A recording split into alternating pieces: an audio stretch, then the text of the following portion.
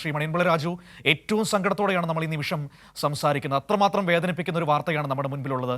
എങ്ങനെയാണ് ശ്രീനിവാസൻ എന്ന് പറയുന്ന മഹാപ്രതിഭയെ, താങ്കളുടെ സുഹൃത്തിനെ ഈ ഒരു ഘട്ടത്തിൽ ഓർത്തെടുക്കുന്നത്? എങ്ങനെയാണ് മലയാള സിനിമ അദ്ദേഹത്തെ അടയാളപ്പെടുത്തുന്നത്? എനിക്ക് സത്യം പറഞ്ഞാൽ അദ്ദേഹത്തിന്റെ അടുത്ത സുഹൃത്തുക്കളിൽ ഒരാൾ തന്നെയാണ് ഞാൻ. ഞങ്ങൾ രണ്ടുപേരും ഒരേ കാലഘട്ടത്തിൽ 1975 ഞാൻ അടയാർ ഫിലിം ഇൻസ്റ്റിറ്റ്യൂട്ടിൽ നിന്ന് പാസ്സായി വന്നു. ഫിലിം ചെയർമാനും ശ്രീനിവാസനും പാസ്സായി വന്നു. അന്ന് ഞങ്ങൾ രണ്ടുപേരും ഒരു സിനിമയ്ക്കൊക്കെ അഭിനയിക്കുന്ന ഒരേ റെമ്യൂണറേഷനൊക്കെ തന്നെ, ഏതാണ്ട് 100 രൂപ 150 രൂപ റേഞ്ചിലാണ് ഞങ്ങളുടെ ജീവിതം തുടങ്ങുന്നത് തന്നെ. അന്ന് തൊട്ടുള്ള സുഹൃത്ത് ബന്ധങ്ങളാണ്. പിന്നെ ശ്രീനിവാസൻ തിരക്കഥിയ ധാരാളം ചിത്രങ്ങളിൽ ഞാൻ അഭിനയിച്ചിട്ടുണ്ട്. അക്കരയൊന്നൊരുമാരിൽ നായകനുമാക്കി. അതുകൂടാതെ തന്നെ ഞാൻ പ്രൊഡ്യൂസ് ചെയ്ത ഹലോ മീഡിയ റോങ് നമ്പർ, പറഞ്ഞിട്ട് പേര് പെട്ടെന്ന് പിടിയിട്ടുന്നില്ല, ഇങ്ങനെ എല്ലാം ചെയ്തിട്ടുണ്ട്. മോഹൻലാലുമായിട്ടുള്ള ഒരു പടം, ഇതെല്ലാം അദ്ദേഹമായിട്ട് ചെയ്തിട്ടുണ്ട്. പിന്നെ അദ്ദേഹത്തിന്റെ തിരക്കഥ പടങ്ങളിലും ഒക്കെ ഞാൻ അഭിനയിച്ചിട്ടുണ്ട്. അപ്പൊ എനിക്ക് എന്നെ സംബന്ധിച്ചുള്ള ഒരു ഭയങ്കര ഷോക്കിംഗ് ന്യൂസാണ്. പുള്ളിക്ക് വയ്യായിരുന്നു, പക്ഷെ അതൊന്നും കുഴപ്പമില്ല. കഴിഞ്ഞ 2-3 ആഴ്ചക്ക് മുമ്പ് ബാത്റൂമിൽ വീണു. അപ്പം ചെറിയൊരു ഫ്രാക്ചർ ഉണ്ട്. അപ്പൊ ഇത് കഴിയുമ്പോൾ വന്ന് കാണാമെന്നൊക്കെ ഞാൻ പറഞ്ഞിരുന്നതാണ്. ഞാനിപ്പം മാളയിലാണ് സംസാരിക്കാറുണ്ടായിരുന്നോ? ഫോണിൽ സംസാരിക്കുമ്പോൾ എനിക്ക് ക്ലിയർ ആവുന്നില്ല. അതൊന്നും ഞാൻ നേരിട്ട് കാണുമ്പോഴാണ് സംസാരിക്കുന്നത്. ഇടയ്ക്ക് ഫംഗ്ഷൻ പോകുമ്പോൾ കാണും. അദ്ദേഹത്തിന്റെ വൈഫുമായിട്ട് വരുമ്പോഴൊക്കെ ഞാൻ പോയി അടുത്തിരിക്കും. ഞാൻ തന്നെയാണ് പിന്നെ തിരിച്ച് വണ്ടി വരെ കൊണ്ടുവിടുന്നത്. ഈ സമയത്തും അദ്ദേഹത്തിന്റെ ഈ വയ്യായ്മയെ പോലും അദ്ദേഹത്തിന്റെ ബേസിക് സാധനമായ നർമ്മം വിട്ടുപോയിട്ടില്ലായിരുന്നു. ശ്രീനിവാസ് സംസാരിക്കുമ്പോഴൊക്കെ അതിന്റെ ഒരു അർത്ഥമുണ്ട്, അതിനൊരു പ്രതലം. എങ്ങനെയാണ് ഇങ്ങനെ ഈ ജീവിത സാഹചര്യങ്ങളിലെല്ലാം ഇങ്ങനെ തമാശ കൊണ്ടുവരാൻ കഴിയുന്നത്? എങ്ങനെയാണെന്ന് എപ്പോഴെങ്കിലും അതൊരു വലിയ തമാശ കൊണ്ടുവരുന്നത് മാത്രമല്ല, ഒരു ഡെപ്ത് ഒക്കെ ഉള്ള കോമഡിയാണ് അത്. കാര്യം നിങ്ങൾ സന്ദേശം തുടങ്ങിയ ചിത്രങ്ങളൊക്കെ, അതിന്റെ വെള്ളാനങ്ങളുടെ നാട്, ശ്രീനിവാസൻ, അതൊക്കെ നിങ്ങൾ കണ്ടു നോക്കണം. അതൊക്കെ പുള്ളി ആ സ്ക്രിപ്റ്റിനൊക്കെ വെള്ളാനങ്ങളുടെ നാട് എടുക്കുന്നതിന് മുമ്പ് തന്നെ അതുമായിട്ട് ബന്ധപ്പെട്ട മരാമത്ത് പണികൾ ചെയ്യുന്ന ആൾക്കാരുമായിട്ടൊക്കെ ഒക്കെ ഡിസ്കസ് ചെയ്തിട്ടൊക്കെയാണ് പുള്ളി വരുന്നത്. അപ്പൊ അവരുടെ ജീവിത സാഹചര്യങ്ങളിലേക്ക് ഒരു നർമ്മം ഇങ്ങനെ കലർത്തി വിടുകയാണോ ചെയ്യുന്നത്? അത് എനിക്കറിയില്ല. അത് പുള്ളിക്ക് ജന്മനാ ഉള്ള ഒരു സാധനം. ഏത് കാര്യവും നർമ്മത്തിൽ ചാലിച്ച് കൊണ്ടുവരാനുള്ള ഒരു കഴിവാണ്. അത് എല്ലാവർക്കും അങ്ങനെ പുസ്തകം വായിച്ചോ ഇൻസ്റ്റിറ്റ്യൂട്ടിൽ പഠിച്ചോ ഉണ്ടാവുന്നതല്ല.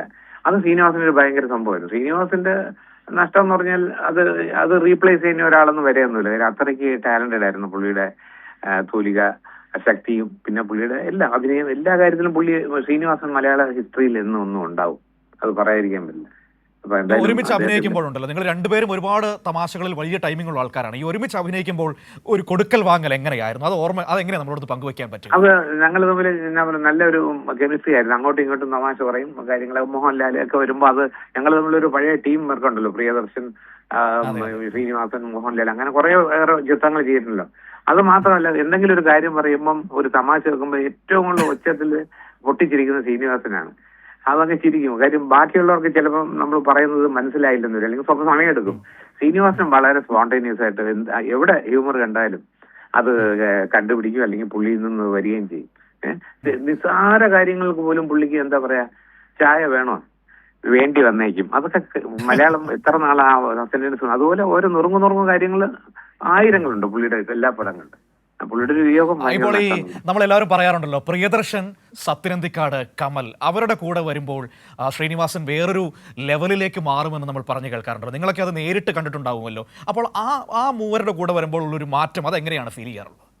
അതിനകത്ത് കാര്യം ഈ വ്യക്തിപരമായിട്ട് ഫ്രണ്ട്ഷിപ്പ് ഉള്ളവരുമായിട്ട് ഒരു കെമിസ്ട്രി ഉണ്ട്. ഉദാഹരണം, പ്രിയനുമായിട്ട് വർക്ക് ചെയ്യുമ്പോഴത്തേക്കും പ്രിയനുമായിട്ട് അങ്ങോട്ടും ഇങ്ങോട്ടും കൊടുക്കൽ വാങ്ങൽ സംസാരങ്ങളിൽ വരും. അതുപോലെ തന്നെ സത്യനന്ദിക്കട ആയാലും ശരി തന്നെ, ഒരു മാസങ്ങളിൽ ഒന്നിച്ച് ഒരു റൂമിൽ താമസിച്ചിരുമ്പോൾ അങ്ങോട്ടും ഇങ്ങോട്ടും വളരെ ഓപ്പൺ ആണ്. ശ്രീനിവാസൻ അല്ലെങ്കിലും ലൈഫിലും വളരെ സ്ട്രൈറ്റ് ഫോർവേഡ് ആണ്. കമലും അതുപോലെ തന്നെയാണ് സംഭവം. ചർച്ചകളൊക്കെ ഉണ്ടാവും സെറ്റ്. പിന്നെ ശ്രീനിവാസന്റെ സ്വഭാവം അനുസരിച്ച് അന്നന്ന് എഴുതുന്ന സ്ക്രിപ്റ്റ് അന്നന്ന് രാവിലെയൊക്കെ കിട്ടത്തുള്ളൂ. പുള്ളിക്ക് ഒരു ഓൺലൈൻ ഉണ്ടാവും, അങ്ങനെ ഉണ്ടാകത്തുള്ളൂ. പക്ഷെ ഈ സെറ്റുകളിൽ നിന്നൊക്കെ കഥകൾ ആ നിമിഷം തന്നെ സീൻ എഴുതി കൊടുക്കാറുണ്ടെന്നൊക്കെ കേട്ടിട്ടുണ്ട്. അങ്ങനെയാണ് എല്ലാ പടങ്ങളും അങ്ങനെയാണ്. അത് ഓൺലൈൻ തരും. പിന്നെ രാവിലെ പള്ളിയുടെ ഒരു സീനൊന്നും മാത്രം തരും, ഇന്നേരൊക്കെ വേണം എന്ന് പറയും. ആ സെറ്റിൽ ചെല്ലുമ്പോഴായിരിക്കും സീൻ കിട്ടുന്നത്. പക്ഷെ അതിനകത്തുനിന്ന് ഒരു വാക്ക് പോലും നമുക്ക് കട്ട് ചെയ്ത് മാറ്റാനോ ഒരു വാക്ക് പോലും ആഡ് ചെയ്യാനോ ചോദിച്ചില്ല. അത്ര പെർഫെക്റ്റ് ആയിരിക്കും ആ സ്ക്രിപ്റ്റ്. അതൊക്കെ അസാധ്യമായ ഒരു പ്രതിഭയുടെ ലക്ഷണമല്ലേ? അതൊക്കെ ആർക്ക് പറ്റും? എന്റെ അടുത്ത് പലരും സിനിമ നിർമ്മിക്കാൻ കഥ എന്നൊക്കെ പറഞ്ഞു ചിലർ കഥ പറയുമ്പോൾ ഞാൻ അവരത് ആദ്യം പറയും, നിങ്ങൾ ആദ്യം ചെയ്യേണ്ടത് 3 പേരുടെ സ്ക്രിപ്റ്റ് നിങ്ങൾക്ക് പാടിക്കുക. ഒന്ന് MT വാസുദേവൻ നായർ, പിന്നെ പത്മരാജൻ, പിന്നെ ഒന്ന് ശ്രീനിവാസൻ. ഈ 3 പേരുടെ സ്ക്രിപ്റ്റ് നിങ്ങൾ വായിക്കുമ്പോൾ എങ്ങനെയാണ് ഒരു സിനിമ സ്ക്രിപ്റ്റ് ചെയ്യുന്നതെന്നും സൈഡിൽ ഡിസ്ക്രിപ്ഷൻ എന്നൊക്കെ മനസ്സിലാവും. ഞാൻ ഒന്നും അറിഞ്ഞൂടാതെ ആരും കഥ പറയാൻ വരരുതെന്ന് പറയാറുണ്ടായിരുന്നു. ശരിയാണ്, സത്യസന്ധമായിട്ടാണ്. ഒരു 3 പേരും ഒരേ ത്രാസിൽ തൂക്കി.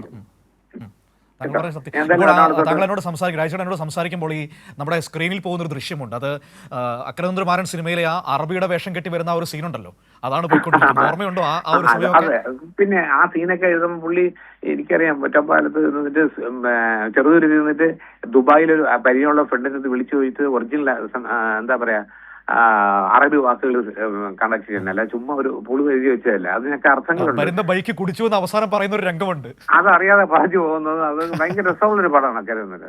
അതെ അതെ. എന്നാലും ഞാൻ അങ്ങോട്ട് പോകുന്നു, ശ്രീനിവാസിന്റെ ടൈമൊക്കെ അറിഞ്ഞിട്ട് അങ്ങോട്ട് പോകുന്നു കേട്ടോ. ഓ താങ്ക് യു ശ്രീ മണിയമ്പുഴ രാജു.